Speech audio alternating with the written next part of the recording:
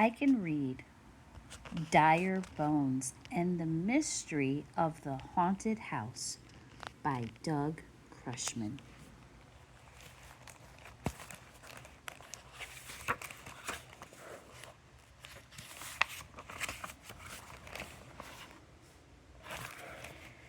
Clickety-clack, clickety-clack, ding. This is my typewriter. My name is Dire Bones. I live in the town of Ghostly. I am a reporter for the town newspaper, The Ghostly Tombs. I look for all the facts for my stories. Sometimes I solve mysteries.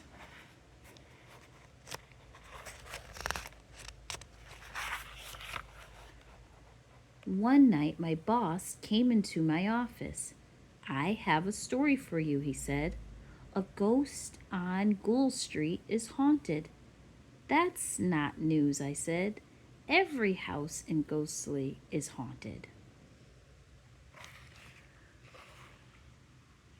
The ghosts that live in the Ghoul Street house said another ghost is haunting them, said my boss. Now that's news, I said. I grabbed my notebook. I'm on my way.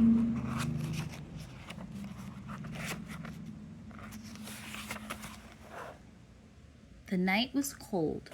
The wind howled through the trees. I held on to my hat. The house on Ghoul Street was dark and spooky.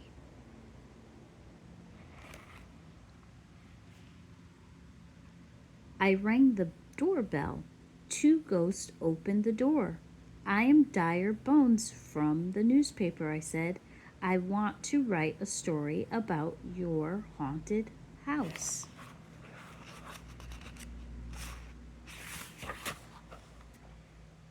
It's so scary, said one ghost. There must be another ghost making spooky sounds, but we can't see it. They are not ghostly sounds, said the other ghost. That is why we are so scared. What are the sounds? I said. Clack, cluckety, cluck, bing, blob, blob, said the first ghost. No, said the second ghost. It's click, cluck, clackety, clang, flub, flub.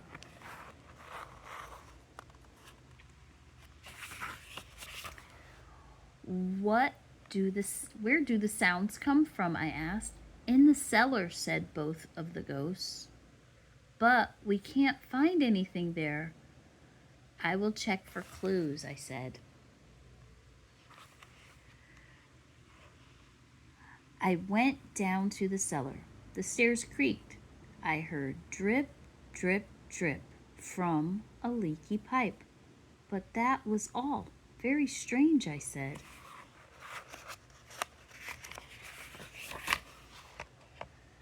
Suddenly, I heard another sound. Click, click, clickety. I look around. No one was there. Click, clickety, click, ding, glub, glub. It came from behind the wall. There was no way to get to the other side. I will check outside the house, I said. I went upstairs and then outside. The wind howled through the trees. It blew my hat off my head. I chased my hat to a graveyard next door to the house. It was the spookiest graveyard in the whole town.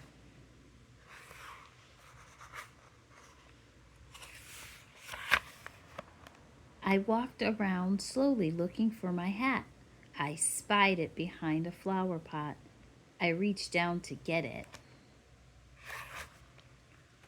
Suddenly, I heard clickety, clickety clack. A furry paw grabbed my hat. Yikes, I cried. Hush, said a voice.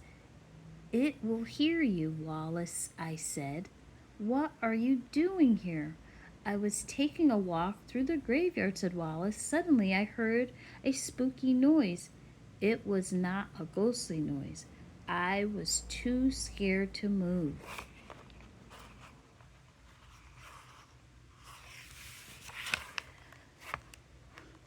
I heard the noise too, I said. It went clickety, clickety, clack. That was my teeth, said Wallace. The sound I heard was click, clickety, click, ding, glug, glug. It came from over there, he pointed to an old tomb. I'm going inside, I said. I need all the facts for my story. Be careful, said Wallace. I went inside the tomb. I went down some stairs. The tomb is bigger than I thought, I said. I walked down a long tunnel. It was very dark. Suddenly I heard click, clickety, click, ding, glug, glug. I saw a light ahead. It came from under a large door. Slowly I opened the door.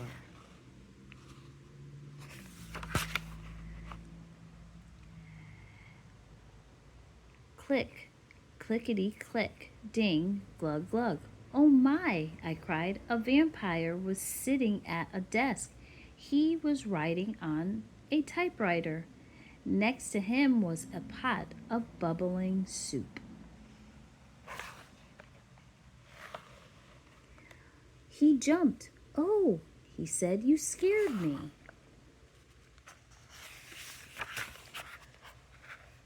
Who are you? I asked. My name is Sherman, said the vampire. I'm writing a cookbook. The recipe is for bat foot stew and crispy worm brains. Have a taste. Yummy, I said. But what are you doing in this tomb? I need a quiet place to write, said Sherman. The tomb is perfect.